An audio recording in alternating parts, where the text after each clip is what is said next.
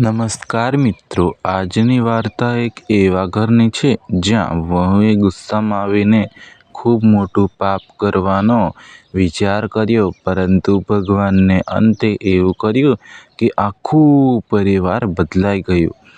એક નાનકડા ગામમાં હરિભાઈ અને તેમની પત્ની રમીલાબેન રહેતા હતા. તેમનો એક જ દીકરો હતો. તેનું નામ હતું રાજેશ. રમીલાબેન ખૂબ જ દયાળુ અને ધાર્મિક સ્વભાવની હતી. ગામના કોઈ ભૂખ્યો આવે તો ખવડાવ્યા વગર ક્યારેય મોકલતા નહોતા. સમય પસાર થતો ગયો અને રાજેશના લગ્ન નીતા નામની યુવતી સાથે થયા. શરૂઆતમાં તો બધું સારું ચાલતું હતું, પરંતુ થોડા મહિના પછી નીતાને તેની સાસુ વાતો પસંદ આવતી નહોતી.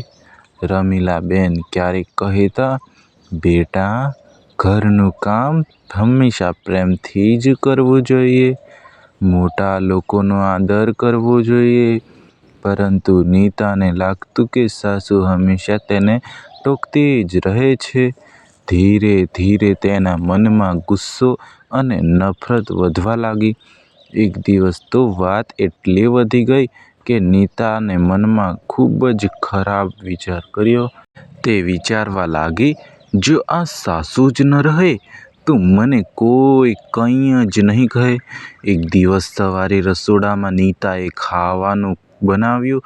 એ જ સમયે તેની નજર ઘરમાં રાખેલી ઉંદરની દવા પર પડી. તેના મનમાં શૈતાની વિચાર આવ્યો. તે વિચાર્યું, "આજ સાસુના ખાવામાં આ દવા મૂકી દઉં."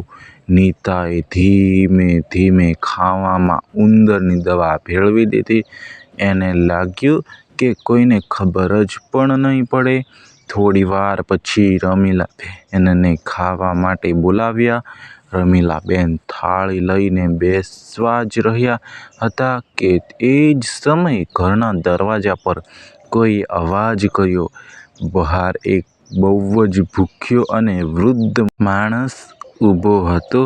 તે નબળી અવાજમાં બોલ્યો, "બેટા, 2 દિવસથી કંઈ ખાધું નથી. થોડું ખાવું મળશે?"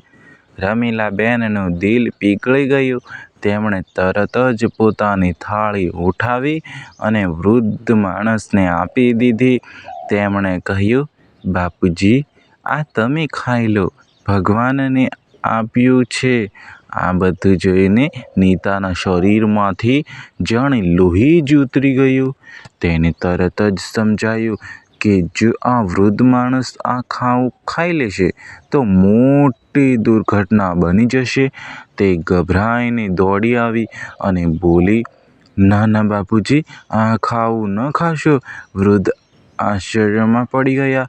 તેમણે પૂછ્યું, "શા માટે બેટા?" ત્યારે નીતાની આંખોમાંથી આંસુ વહેવા લાગ્યા. તે પોતાની સાસુના પગે પડી ગઈ અને બહુ જ રડીને બોલી, "મા, મને માફ કરી દો મા." ગુસ્સામાં આવીને મેં ખાવામાં ઉંદરની દવા મૂકી દીધી હતી. આ સાંભળીને ઘરમાં સન્નાટો છવાઈ ગયો. રાજેશ અને હરીશભાઈ પણ ચોંકી ગયા, પરંતુ રમીલાબેન ગુસ્સે થયા નહીં. તેમણે નીતાને ઉઠાવી અને શાંતિથી કહ્યું, "બેટા, ગુસ્સો માણસને અંધો બનાવી દે છે, પરંતુ ભૂલ માનવી એ સૌથી મોટું સારા માણસનું લક્ષણ છે." પછી રમીલાબેને કહ્યું, "જો આજે આ વૃદ્ધ અહીં ન આવ્યા હોત તો શું થાત?" આ વાત સાંભળીને નીતાને પોતાની ભૂલનો ભારે પસ્તાવો થયો. તે દિવસે તેણે મનમાં નક્કી કર્યું કે હવે પછી સાસુને પોતાની માતાની જેમ જ માન આપશે. સમય પસાર થયો. હવે નીતાએ સાસુની ખૂબ જ સેવા કરી અને ગામમાં લોકો પણ કહેવા લાગ્યા, "આ ઘરમાં તો સાચો પ્રેમ અને સંસ્કાર જ છે." અને રમીલાબેન હંમેશા બધાને કહેતા, "ઘર તૂટે છે ગુસ્સાથી અને ઘર જોડાય છે પ્રેમથી."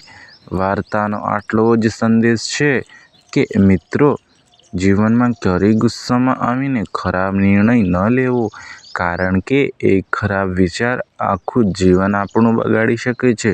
જો મનમાં પ્રેમ અને માફી હોય તો દરેક ઘર સ્વર્ગ બની શકે છે.